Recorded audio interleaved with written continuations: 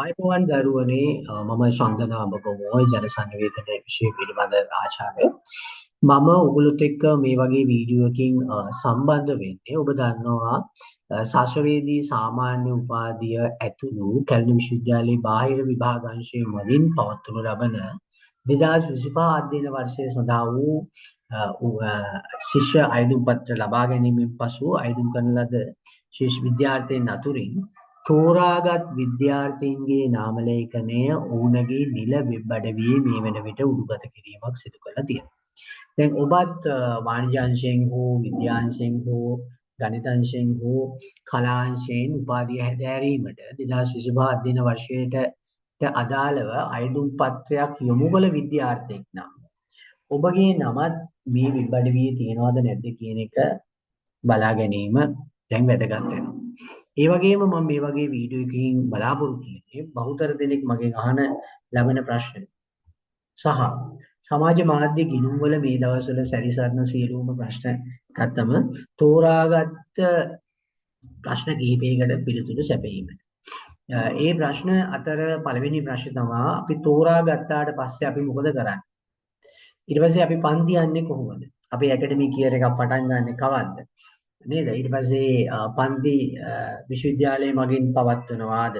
විභාගයේ තියෙන්නේ කවදාද? නැත්නම් මේ විභාග කල් යනවාද? මුදල් ගෙවන්නේ කොහොමද? මේ ආදී ගැටලු කිහිපයකට පිළිතුරු ලබා දීම තමයි මගේ මූලික අරමුණ බවට පත් වෙන්නේ.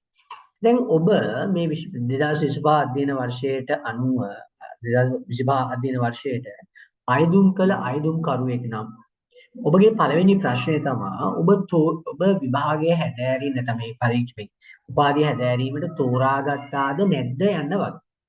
එතකොට එසේ තෝරාගත්තාද නැද්ද යන්න වගේ පළමුවෙන්ම ඔබට බලා ගැනීමට නම් ඔබ ප්‍රථමයෙන්ම කළ යුතු වන්නේ දරුවනේ කැලණිය විශ්වවිද්‍යාලයේ නිල වෙබ් අඩවිය වෙත පිවිසීම. කැලණි විශ්වවිද්‍යාලයේ නිල වෙබ් අඩවිය වෙත ඔයගොල්ලෝ පිවිසෙන්න ඕනේ. ඒ නිල වෙබ් අඩවිය තමයි දරුවනේ මෙන්න මේ වෙබ් අඩවිය වෙබ් නාමයෙන් www.cdce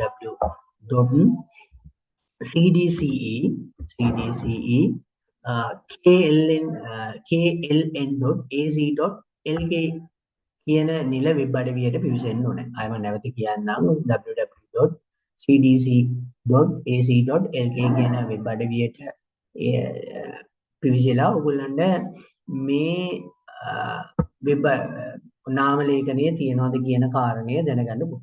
මම නැවත කියන්නම් www.cdce.kln.ac.lk කියන වෙබ් අඩවිය. ඇත්තටම මේක තමයි මේ වෙබ් මේ ඔයගොල්ලන්ට මේ පේන ඇති දුරස්ථ අඛණ්ඩ කේන්ද්‍රය. මේක තමයි නිල වෙබ් අඩවිය. එහෙම නැතුව විවිධ පුද්ගලික ආයතන හෝ විවිධ පුද්ගලයන් පවත්වාගෙන යන ගිණුම් හෝ වෙබ් අඩවි නෙවෙයි ඔබගේ ලියාපදිංචිය සිදුවන්නේ දුරස්ථ අඛණ්ඩ අධ්‍යාපන කේන්ද්‍රයේ නිල වෙබ් අඩවියේ පමණයි. එතකොට ඔයගොල්ලෝ මේ වෙබ් අඩවියේ මුල් පිටුවට පිවිසීම තුළ ඔයගොල්ලන්ට දැක ගන්න පුළුවන් මෙන්න මෙවැනි කවුළුවක්. ඒ තමයි මෙතන මේ තියෙනවා selection list and first installment. ඒ කියන්නේ තෝරාගත් අයගේ නාම ලේඛනය සහ පළමු වාරිකයේ මුදල් ගෙවීම. අපි ඒක ක්ලික් කරාට පස්සේ එනවා මෙන්න මේ වගේ පිටුවක්. මෙතන තියෙනවා දරුවනේ තෝරාගත් ශිෂ්‍ය නාම ලේඛනය සහ පළමු වාරිකයේ ගෙවීම කියලා. එතනදී ඔයගොල්ලෝ කලා උපාධිය නම් මෙතන වාණිජ්‍යවේදී ව්‍යාපාරික බිස්නස් මැනේජ්මන්ට් නම් මෙන්න මෙතන කොමර්ස් ඩිග්‍රී එක නම් සයන්ස් ඩිග්‍රී එක නම් මෙන්න මෙතන ඒක ක්ලික් කරන්න ඕනේ. දැන් මෙතන බහුතර පිරිසක් කලා උපාධිය හදාරනවා නම් මෙතනදී කලා උපාධිය සම්බන්ධව අපි මේක ලින්ක් කරනවා. එහෙනම් ලින්ක් කරාට පස්සේ මේකේ එනවා මෙන්න මේ වගේ ලින්ක් එකක්. මේකේ තියෙනවා තෝරාගත් අයදුම්කරුවන්ගේ නාම ලේඛනය. තෝරාගත් අයදුම්කරුවන්ගේ ලැයිස්තුව අපි මේක ඩවුන්ලෝඩ් කරගන්න පුළුවන්. ඒක ඩවුන්ලෝඩ් කරපුවම එනවා PDF එකක්. මේකේ තියෙනවා ඕගොල්ලොන්ගේ නම. දැන් අපි හිතමු මෙතන තියෙන විදියට අපි මෙන්න මේ අපි හතරවෙනිය ගන්නවා. එයාගේ ස්ටුඩන්ට් ඇප්ලිකේෂන් නම්බර් එක තියෙනවා 10 නම්බර් එක. ඊට පස්සේ එයාගේ නේම් එක තියෙනවා. ඊට පස්සේ එයා තෝරාගත්ත සබ්ජෙක්ට්ස් සෝෂියොලොජි, ඉකොනොමික්ස්, ආකියොලොජි කියන විෂයන් තුන තමයි තෝරාගත්තේ. දැන් ප්‍රශ්නයක් තියෙනවා බොහෝ දෙනෙක් කියනවා අපි ඉල්ලුවේ එකක් අපිට ආවේ එකක්. එකක් මතක තියාගන්න මෙන්න මේ කාරණා. සමහරවිට ඔබට මේ කාරණා බොහෝ ඔබ සම්බන්ධ වෙලා තියෙන ආයතන හෝ ඔබ අධ්‍යයනය කරන ගුරුවරු හෝ වෙනත් ඔබ දැනුවත් කරන පාර්ශවයන් ඔවුන්ට පවතින ආර්ථිකමය ප්‍රතිලාභයේ තියෙනට බලපෑමක් කරන නිසා මේ දේවල් කියන්නේ. හරිද? ඒ නිසා අපි ඇත්ත සැටියෙන් දැනගත යුතුයි. පළවෙනි කාරණේ තමයි දරුවනේ විශ්වවිද්‍යාලයට ගන්නේ සීමිත ප්‍රමාණය. හරිද? ඒ කියන්නේ සාමාන්‍යයෙන් ඉන්ටර්නල් ළමයි වගේ දෙගුණයක් තමයි සාමාන්‍යයෙන් එක්ස්ටර්නල් වලට බඳවා ගන්න. ඒ කියන්නේ සාමාන්‍ය ඉන්ටර්නල් 1500ක් ගත්තොත් 3000. ඒකට 3000 3200ක් වගේ ප්‍රමාණයක් තමයි ඇත්තටම විශ්වවිද්‍යාලයේ කලා උපාධිය සඳහා බඳවා ගන්න. හරිද? එතකොට මේ 3000ට ඔබ අයිති වෙන්නත් පුළුවන් නැති වෙන්නත් පුළුවන්. මේ කියන පරිසාධන මට්ටමේ තියෙන දේවල් වල උපරිමව ඉන්න අයව තමයි බඳවා ගන්න. හරිද? ඊට පස්සේ ඔබ තෝරා ගැනීමේදී ඒගොල්ලෝ යම් යම් සාධක මේව කරනවා. එතකොට සෝෂියොලොජි ගත්තොත් සෝෂියොලොජි දැන් මම මෙතනදී දැන් ජනසන්නිවේදනය මේ දිසානායක මුදියන්සලාගේ මේ සචිනි කියන කෙනා එයා ජනසන්නිවේදනයේ තීරලා තියෙනවා. දැන් සාමාන්‍ය ජනසන්නිවේදනයේ කියන විෂයට 700 දෙනයි ගන්න. සෝෂියොලොජි කියන විෂයට 700යි ගන්න. ඉකොනොමික්ස් කියන විෂයට ආර්ථික විද්‍යාවට ගන්න 700යි. ඒ වගේ අර උපරිම 700ක කියන විෂයදාර ප්‍රමාණයක් තමයි මේ ධාරාවන් වලට බදවා ගන්න. එන අසාමාන්තිකව බදවා ගන්නෑ.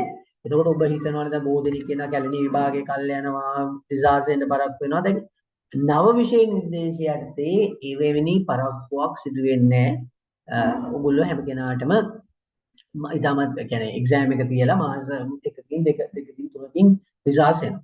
එහෙම පසුගිය කාලේ වගේ ප්‍රමාද වීමක් වෙන්නේ නැහැ. මොකද පසුගිය කාලේ අපි දන්නවා 12000 13000 21000 එක විෂයකට ඉන්නවා. මම ඉතින් ඉන්න ආචාර්යවරුන්ගේ ප්‍රමාණයත් එක්ක මේවා බලන්න බෑ. ඒක ප්‍රායෝගික කාරණාවක්. කෙසේ නමුත් හෝ වේවා. දැන් ඊළඟට ප්‍රශ්නේ තමයි දැන් මේකේ මේ විදිහට පිටු 213 ගේ යුක්ත දාලා තියෙනවා. ඒකේ මම හිතන්නේ 1 2 කියන number of ගත්තොත් එහෙම අවසානයේ කරන 2836යි. නේ සාමාන්‍ය 3000 3200ක් වගේ ප්‍රමාණයක් බඳවා ගනී කියලා මම උපකල්පනය කරනවා. 3000ක් තමයි සංඛ්‍යා ලේඛනාත්මකව අපිට ගිස් කරන්න පුළුවන් වෙන්නේ. ඒකට දැන් කෙනෙක් මේකට තේරුම් නැති කෙනෙකුට තව නාම ලේඛනයක් දමාවිද? ඊළඟට අපෙන් අහන්නේ ඒකනේ. හරි. ඇත්තටම මේක තව අවස්ථා දෙකකදී තුනකදී රිවයිස් වෙනවා.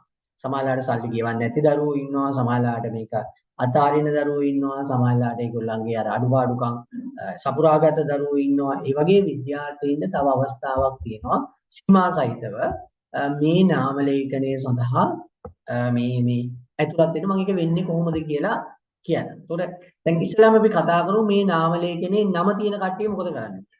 right. එතකොට මේ නාම ලේඛනයේ නම තියෙන අය දෙවෙනියට කළ යුතු කාරණාවක් තමයි. දැන් ඔබ ඔබේ නම තියනවා කියලා මෙතනින් දැනගත්තා.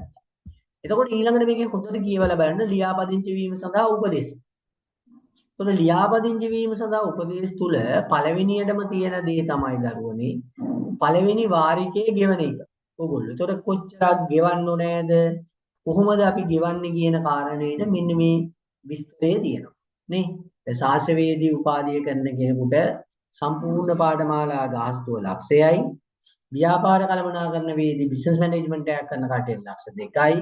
ඊළඟට කොමර්ස් ඩිග්‍රී එකක් කරන කට්ටියට 2.50යි ලක්ෂ. ඊට පස්සේ සයන්ස් මේ ඩිග්‍රී එකක් කරන කට්ටිය බැචලර් ඔෆ් සයන්ස් ලක්ෂ 3යි. හරිද? එතකොට ශාස්ත්‍රවේදී උපාධියට මේව වාරික 5කින් ගෙවන්නේ. පළවෙනි අවුරුද්දේ 2යි, දෙවෙනි අවුරුද්දේ 2යි, තුන්වෙනි අවුරුද්දේ 1යි. ඔය විදිහට යන්නේ.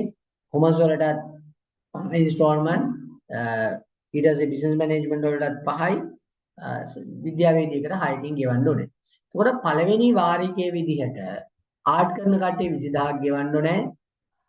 කොමර්ස් කරන කට්ටිය මේ බිස්නස් මැනේජ්මන්ට් කරන කට්ටිය 50000යි, කොමර්ස් කරන කට්ටිය 60000යි, සයන්ස් කරන කට්ටිය 50000යි. ඒතකොට ඒකේ ඩෙඩ් රේට් එක කවදද ඉස්සෙල්ලා ගෙවන්න ඕනේ. ජූනි පළවෙනිදාට කලින් ආර්ට් කරන කට්ටිය මේ මොනවාද ව්‍යාපාර කළමනාකරන බිස්නස් මැනේජ්මන්ට් කරන කට්ටිය මැයි පළවෙනිදා, කොමර්ස් කරන කට්ටිය මේ පළවෙනිදා සයන්ස් කරන කට්ටිය මේ පළවෙනිදා පාඨමාලා කාලය අවුරුදු 3යි ව්‍යාපාර කළමනාකරණ වේදී 3යි කොමර්ස් එකයි සයන්ස් එකයි දෙකම සයන්ස් එක 3යි කොමර්ස් එක අවුරුදු 4යි හරිද එතකොට මෙන්න මේ කියන කාරණා හොඳට මතක තියාගන්න මේ විස්තරය හොඳින් කියවා ගන්න පැහැදිලිද එතකොට අනිවාර්යයෙන්ම මෙතනදී මතක තබාගත යුතු කරුණ තමයි දරුවනේ අපි මේ විදිහට අපේ තෝරාගත්ත නාම ලේඛනයේ තියෙනවා නම් ඊළඟට අපි මොකද කරන්නේ? ඒ අපේ මුදල් ගෙවීමට වවුචරය ඩවුන්ලෝඩ් කරගන්න. හරිද? මුදල් ගෙවීමේ වවුචරය ඊළඟ ලින්ක් එකෙන් ඩවුන්ලෝඩ් කරගන්න. එතකොට එනවා ඕගොල්ලන්ට මෙන්න මේ වගේ ලින්ක් එකක්. මේවා විශේෂයෙන්ම ඕගොල්ලෝ විශ්වවිද්‍යාලයේ විශ්වවිද්‍යාලේ බාහිර විභාගාංශයේ නිල වෙබ් අඩවියට පිවිසිලා ඔවුන් විසින් ලබා දෙන ඒ ස්ලිප් වලට විතරක් සල්ලි ගෙවන්න. එහෙම නැතුව වෙනත් ආයතන වලට සල්ලි ගෙවලා අපහසුතාවයටපත් වෙන්න එපා. එතකොට කෙලින්ම ඕගොල්ලන්ගේ මෙතන තියෙනවා NIC නම් එක දෙන්න. මෙතන තියෙනවා ඕගොල්ලන්ගේ මේ පාස්පෝර්ට් ප්‍රමාණයේ ෆොටෝ එකක් මේ ලබා දෙන්න. ඊට පස්සේ මේක අප්ලෝඩ් කරන්න. හරිද? එතකොට මේ අප්ලෝඩ් කරාට පස්සේ ඕගොල්ලන් ඉන්ස්ටෝල්මන්ට් කරලා ගෙවන්න තියෙන ඇප්ලිකේෂන් එක එනවා. එතකොට මේ ඇප්ලිකේෂන් එක ආවලා ඒක ස්ලිප් එක මේ ගෙවන්න ගෙවලා මේ විස්තර පත්‍රිකාවේ තියෙනවා ඔයගොල්ලෝ මොකද්ද කරන්න ඕනි කියන කාරණා. පැහැදිලිද? රයිට්. එතකොට එහෙනම් උදේට මතක තියාගන්න මේ රෙජිස්ට්‍රේෂන් කරන කාලේ එතකොට මේ කොපමණ මුදලක් ගෙවන්න ඕනෑද? ගෙවිය යුතු කාරණාව මේ හරිද ඒ ගෙවිය යුතු මේ කාරණාව අනිවාර්යෙන් මෙව කරගන්න. එතකොට ඔයගොල්ලෝ රෙජිස්ට්‍රේෂන් 25 දැන් කොහොමද ලියාපදිංචිය සඳහා අයදුම් කරගන්නේ? ඉස්සෙල්ලාම ඔයගොල්ලෝ වෙබ් අඩවියට පිවිසියා new registration 2025 නැමැති අයිතමේ තෝරාගත්තා. ඊට පස්සේ ඔයගොල්ලෝගේ ID card number එකයි passport ප්‍රමාණයේ ෆොටෝ එකකුයි උගත කරා. ඊට පස්සේ එහෙම දුන්නාට පස්සේ ඔයගොල්ලන්ට ඇප්ලිකේෂන් එක බාගත කරගන්න. හරිද? එතකොට එවිට ඔයගොල්ලන්ගේ වවුචර් පත් ප්‍රකාශනයේ නම ලිපිණයට අදාළ පාඨමාලාවේ නම ගෙවීම කොච්චරක් ගෙවන්න ඕනේද මේ සියලුම තොරතුරු අර ඔයගොල්ලන්ට දෙන මේ වවුචර් එකේ තියෙනවා. හරිද? එතකොට මේ වවුචර් එක දීලා ඒකේ තියෙන ගිණුම් අංකයට ඒක ගෙවන්න ඕනේ. මේ ස්ලිප් එක විදියට මහජන බැංකුවට ගිහිල්ලා ස්ලිප් එකක් අරගෙන ඒක ගෙවලා ඊට පස්සේ ඒක ගෙවන්න කවද 2.16ට පෙර. හරිද? 2.16ට පෙර ගෙවලා ඕගොල්ලෝ කල යුතුනේ බැංකුවෙන් දෙනවනේ කහපාට ස්ලිප් එකක්. ඒ කහපාට ස්ලිප් එක අරගෙන හරිද? මේක කියනවා මුදල් ගෙවීම පසු බැංකුව වෙතින් ඔබ ලබා දෙන කහපැති පාරිභෝගික පිටපත සමග නිසි පරිදි අත්සන් සාධිත කරන ලද ප්‍රකාශන පත්‍රය, නිර්වද්‍ය තහවුරු කරන ලද තොරතුරු අඩංගු පත්‍රිකාව, පාස්පෝර්ට් ප්‍රමාණයේ වර්ණ ඡායාරූප දෙකක්, පාස් සඳහන් ලේඛන සාධිත කළ පිටපත් අනිවාර්යෙන් එවිය යුතුයි.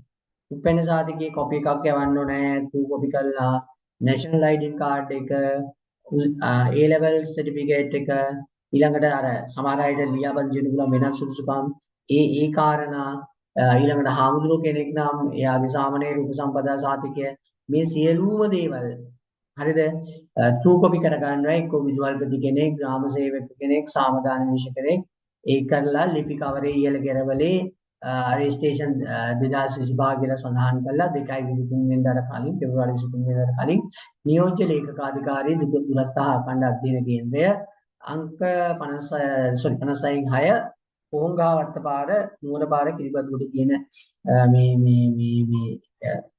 මේ හරිද ලිපිණයට යවන්න ඕනේ හරිද ඊට පස්සේ දැන් කෙනෙකුට තමන් ලියාපදිංචි වෙලා තියෙන උපාධියට තියෙන විෂයන් තමන් කැමති නැත්නම් හරිද එසේ නොමැති නම් හරි එයාට ඒක වෙනස් කර ගැනීමේ හැකියාවක් තියෙනවා හරිද එතනදී අනිවාර්යයෙන්ම මේ වෙනස් කිරීම සම්බන්ධව අභියාචනාවක් ඕගොල්ලන්ට මේ දාන්න එනවා ඒ සල්ලි ගෙවලා හැම ඉවරුනාට පස්සේ දැන් මේක එන්නේ නැහැ ඒක හොඳට මතක තියාගන්න හරිද right එතකොට ඊළඟට දැන් ඔන්න තෝරාගත්ත ළමයි කරන්න ඕනේ මොකද්ද කියන එක තමයි මම උතන කිව්වේ. ඊට පස්සේ කෙනෙකුට රයිට් හරි. ඊට පස්සේ මේ මම පෙන්නන්නේ ඔයගොල්ලන්ට ඇප්ලිකේෂන් එක කොහොමද ගන්න කියන එක. මෙතන ID කාඩ් නම්බර් එක දාලා මෙතන ඔයගොල්ලන්ගේ ෆොටෝ එකක් අප්ලෝඩ් කරාට පස්සේ ඔයගොල්ලන්ට ඒ අදාළ වවුචර් පත ඒ සියලුම දේවල් ලැබෙනවා. ඒකේ තව ෆෝම් දෙකකුත් දෙයි. ඒ සියල්ල තමයි විභාග බාහිර විභාග අංශයට සල්ලි ගෙවලා බැංකුවට අර කියන ලේඛනවල පිටපත් සත්‍ය පිටපත් කියලා ටූ කොපි කරලා සිටිපයි කරගෙන යවන්න ඕනේ. හරිද? ඒක හොඳට මතක තියාගන්න ඔරිජිනල් සර්ටිෆිකේට් එහෙම නෙවෙයි ඈ. හරි. ඊළඟට ඕගොල්ලන්ට මෙතනදී තව කාරණාවක් මම කතා කරන්න කැමතියි. ඒ තමයි දරුවනේ දැන් කෙනෙක් මේ විෂය කාරණා පිළිබඳව කියන්නේ ළමේ මේකට තේරිලා නැත්තම් හරිද? රයිට්. තව පොඩි කාරණා කීපයක් තියෙනවා. ඒකත් මම කියන්නම් තෝරිච්ච ළමයිට. කවද්ද මේක ඕගොල්ලන්ගේ ඇකඩමික් ඉයර් එක පටන් ගන්න? හරිද? සාමාන්‍යයෙන් හොඳට මතක තියාගන්න ඇකඩමික් එක පටන් ගන්න 2026 ජූනි. ඒ කියන්නේ ජූනි තමයි නිල වශයෙන් ඕගොල්ලන්ගේ ඇකඩමික් එක පටන් ගන්න. මම දැක්ක දරුවනේ බොහෝ දරුවෝ Facebook වල අර මේ වැළපිලා අඬනවා, වැළපෙනවා. අපි තේරිලා නැහැ, නාම ලේඛනේ නැහැ, අපි පොත් ගත්තා, ක්ලාස් ගියාද? ඕගොල්ලන්ට කවුරුත් ක්ලාස් යන්න කියලා කිව්වේ නැහැ. නේ? ඔයගොල්ලෝ බොහෝ දෙනෙක් ඔය මුදලාලිලාට රැවටිලා සල්ලි ගෙවලා Facebook වල තියෙන සුගන්ධන කතා වලට රැවටිලා තමයි ඔයගොල්ලෝ හානියක් කරගන්නේ කිසිම සෙවීමක් බැලීමක් නැතුව. හරිද? එහෙනම් දරුවනේ සාමාන්‍යයෙන් එක්සෑම් එක දැන් ඇත්තටම ඇකඩමික් එක පටන් ගන්නේ 2006 ජූනි.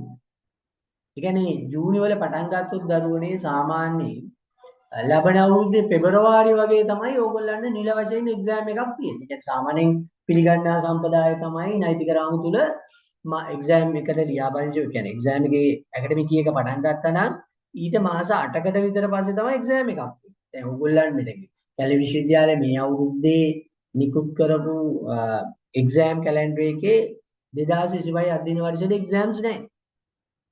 අනිවාර්යෙන් බලන්න ඔයගොල්ලන්ට පෙබරවාරි 2027 පෙබරවාරි තමයි එක්සෑම්ස් තියෙන්නේ. නේද? ඉතින් මම දන්නේ නැහැ ඔයගොල්ලෝ ක්ලාස් යනවාද ඒ ක්ලාස් වල ඉන්න අය මොනවා කියනවාද කියන කාරණේ. සාමාන්‍යයෙන් ඉතින් ඔයගොල්ලන්ට මේ ජූනි මාසේ තමයි ඇකඩමික් එක නිල වශයෙන් පටන් ගන්නෙ. එතන ඉඳලා මාස 8කට පස්සේ එක්සෑම් තියෙනවා. ඒක තමයි සත්‍යය. හරිද? ඊට පස්සේ මේ ඕගොල්ලන්ට ඊළඟ ප්‍රශ්නේ තමයි එහෙනම් අපි කොහොමද මේක ඉගෙන ගන්නේ? ඉගෙන ගන්න මම කියන්නේ ඉගෙන ගන්න නම් ඇත්තටම මේක විධිමත්ව න්‍යායාත්මක ඉගෙන ගන්න නම් හරි ගුරුවරු ඉන්න, නිවැරදි ගුරුවරු ඉන්න, මාර්ගෝපදේශන සහිත පෞද්ගලික අංශයේ දේශන වලට යන්න පුළුවන්.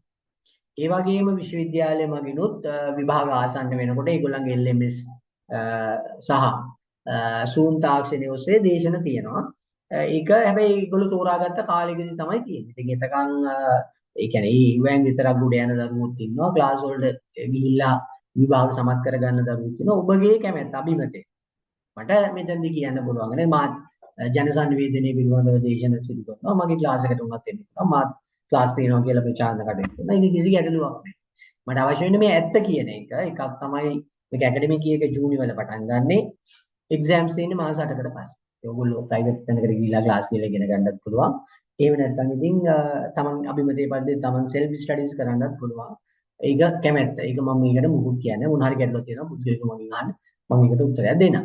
right. ඊට පස්සේ අපිට මේ තෝරාගත්ත නැති දරුවන්ට මොකද වෙන්නේ? අපි සල්ලි ගෙව්වා, අපි ක්ලාස් උත් ගියා, පොදුත් ගත්තා.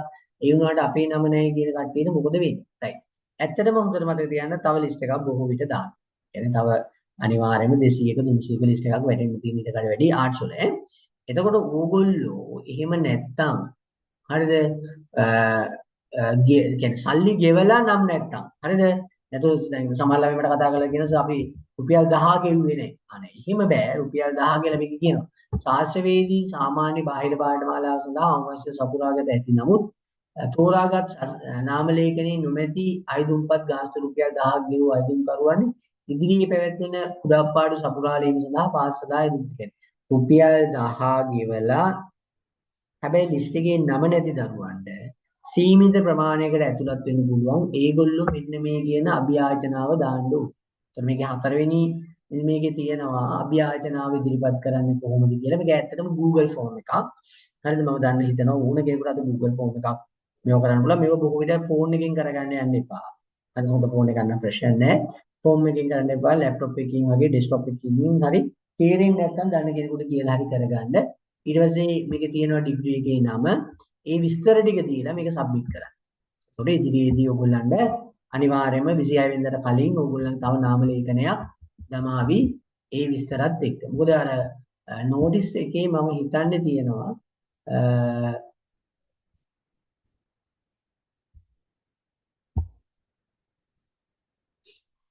මේකේ තියෙනවා මේකේ තියෙනවා පාඨමාලා සඳහා නිසි පරිදි අයදුම් කර ඒ තෝරාගත් නාම ලේඛනයේ නම සඳහන් නොවන අයදුම්කරුවන්ගේ අභියාචනා පහස සඳහන් Google ෆෝම් එකේ මගින් 26 කියන්නේ ජනවාරි 28 වෙනිදාට කලින් දාන්න. හරිද? 28 වෙනිදාට කලින් දාන්න අර මම කියපු ෆෝම් එක ෆිල් කරලා නේද? එතකොට ඒක හැබැයි කියනවා හොඳට මතක තියාගන්න එක් පාඨමාලාව සඳහා බදවා ගැනීමේ නියමිත අපේක්ෂිත සංඛ්‍යාව පූර්ණේ කිරීමට අවශ්‍ය පුරප්පාඩු වුවහොත් පමණක්. ඒ කියන්නේ ඇත්තටම 700ක් නැත්නම් විතරක් මේගොල්ලන්ට අභියාචනා ඉදිරිපත් කළා මේක ඔවුන්ට ලියාපදිංචිය වෙනස් කර ලියාපදිංචි වෙන්න පුළුවන්. හරිද? සල්ලි ගෙවුවට පස්සේ සිලබස් පාරු කරගන්න පුළුවන්. ඒකත් මතක තියාගන්න. හැබැයි ඒකත් සීමිත අවස්ථා ප්‍රමාණයක් දෙන්නේ. අනිත් එක තෝරාගත්ත නැති අයට තව අවස්ථාවක් තියෙනවා මේ Google form එක fill කරන්න. හරිද? එතකොට මේ Google form එක ඕගොල්ලෝ බාහිර විභාගාංශයේ වෙබ්සයිට් එකට ගියාට පස්සේ ඒකේ 4 වෙනි කවුළුව තුල තියෙනවා. මම නැවත ඒක ඕගොල්ලන්ට පැහැදිලි කරන්න නිල වෙබ් අඩවිය තමයි www.cdc.kln.ac.lk කියන වෙබ් අඩවිය. එතකොට මේ වෙබ් අඩවියට ආවට පස්සේ මේකේ මුල් පිටුවට ගියා. මුල් පිටුවේ තියෙනවා section list and first installment 2025 කියලා. ඒකේ අපි හිතමු දැන් මම මේ කතා කරනකොට කාට් වල ඉඳලා ආර්ට් එකට ගියා කලා උපාධියට. ඒකේ තියෙනවා ඉස්සෙල්ලාම අයිතිකම් තෝරාගත්ත අයට තෝරාගත්ත කට්ටියට උපදෙස් ටික අධ්‍යයන වර්ෂයේ ආරම්භය ඊළඟට තෝරාගත් නාම ලේඛනය නොමැති අයගේ නිවේදනය. එතකොට මෙන්න මේක ක්ලික් කරන්න. මේකේ ක්ලික් කළා අභියාචනා පත්‍රය කියන එක ක්ලික් කරන්න. එතකොට Google form එකක් එනවා. මේ Google form එක fill කරලා submit කරන්න. අන්න ඔයගොල්ලන්ගේ අභියාචනාව ඇතුළත් වෙනවා. ඔන්න ওই ටික තමයි මට ඇත්තටම කියන්න අවශ්‍ය වෙලා තියෙන්නේ. ඔයගොල්ලන්ට මොන හරි ගැටලුවක් තියෙනවා නම් මම මේකේ මම 0.71 455 37 12 කියන දුරකථන අංකේ ඉන්නවා. මට WhatsApp පණිවිඩයක් හෝ Messenger එකක් හෝ call එකක් දෙන්න. ඔයගොල්ලන්ම දන්න දෙයක් තියෙනවා නම් කියලා දෙන්නම්. එනම් සියලු දෙනාටම ස්තුතියි. ජනසන්නිවේදන විෂය කරනවා නම් අපිත් එක්ක සම්බන්ධ වෙන්න පුළුවන් ඔබට. එහෙනම් මේ තියෙන බය වෙන්න එපා. මේ එක එක්කිනා කියන කතන්දර වලට රැවටෙන්න එපා. මේ එක්සෑම් එක අවුරුදු 3න් අනිවාර්යයෙන්ම තියෙනවා. මාස 8න් 8 තමයි එක්සෑම් එක තියන්නේ. ඇකඩමික් එකක් යුනිවර්සිටි එක announcement කරාට පස්සේ මෙන්න මේ දිනේ පටන් ගන්න. ජූනි පටන් ගත්තා නම් ජූනි වලින් 6 month ඊළඟට ලබන අවුරුද්දේ ජනවාරි ඊට පස්සේ තව මාස දෙකක් පෙබරවාරි විතර වෙද්දී එක්සෑම්ස් තියයි ෂෙඩියුල් වෙයි. මේ අවුරුද්දට ඕගොල්ලන්ගේ 25 අය එක්සෑම්ස් නැහැ. එක්සෑම් ටයිම් ටේබල් එකෙත් එහෙම එකක් ඇතුළත් කරලා නැහැ. එහෙනම් සියලු දෙනාටම ජය හසුතුට සුබ උපාධිය අරගෙන ජීවිතේ ජය ගන්න කියලා ඉල්ලා සිටිනවා. අධ්‍යාපනය තමයි ජීවිතයේ තියෙන එකම මෙවර. ආයුබෝවන් සියලු